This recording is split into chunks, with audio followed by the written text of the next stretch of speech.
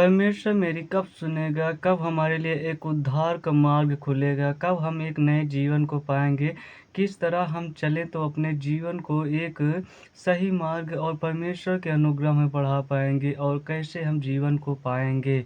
आज हम जानेंगे वचन से कि हम किस तरह एक सही और सही निर्णय को लेकर अपने जीवन को व्यतीत करने पाएँगे और हम परमेश्वर के राज में किस तरह बढ़ेंगे और परमेश्वर मेरी सुनेगा और परमेश्वर ही में हमारा उद्धार कैसे होगा और किस तरह हम अपने आप को परमेश्वर में समर्पित करने पाएँगे और किस तरह हम परमेश्वर में बढ़ते जाएँगे और परमेश्वर में मेरा एक जो अपना दान या जो अपने आप को परमेश्वर के प्रति समर्पित करना होगा, इससे हमारे लिए क्या लाभ होगा और किस तरह हम एक नए उद्धार को पाएँगे और किस तरह मैं अपने आप को परमेश्वर के अनुग्रह के लिए तैयार करने पाएँगे और मेरा जीवन कैसे बदलेगा और हम परमेश्वर के राज में अपने आप को कैसे एक नए सही और सही दिशा के निर्मित अपने आप को चला पाएँगे और परमेश्वर में बढ़ते जाएँगे।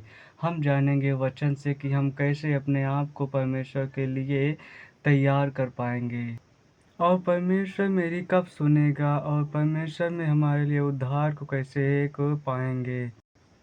वचन हमें क्या सिखाती है? मीका 7 के 7 में लिखा है, परंतु मैं यहोवा की ओर ताकता रहूँगा। मैं अपने उद्धारकर्ता परमेश्वर की बाट जोहता रहूँगा और परमेश्वर मेरी सुनेगा। जब मैं परमेश्वर की ओर ताकता रहूँगा या किसी मनुष्य की ओर ताकने की बात नहीं हो रही है, परंतु परमेश्वर की ओर ताकने की बात हो रही है।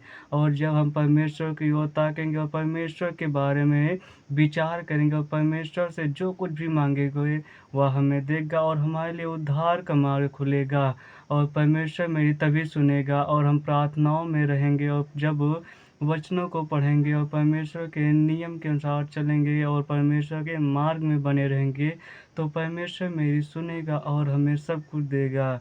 क्योंकि वह उसका वचन कहता है कि मेरी ओर ताको, यह मनुष्यों की ओर ताकने की बात नहीं हो रही है।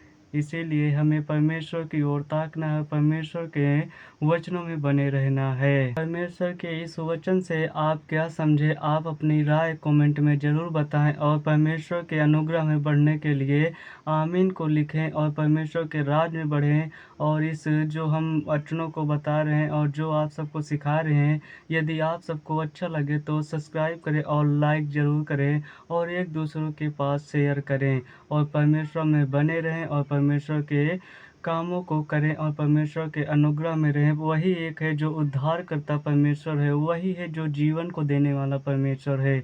उसी की महिमा करो, ना किसी धन, ना किसी बात की चिंता मत करें, परमेश्वर सब कुछ पूरा करेंगे। परमेश्वर ही है जो हमें हर एक चीज़ को देने वाले पिता हैं, वही हैं जो हमें सब कुछ देने वाले परमेश्वर हैं।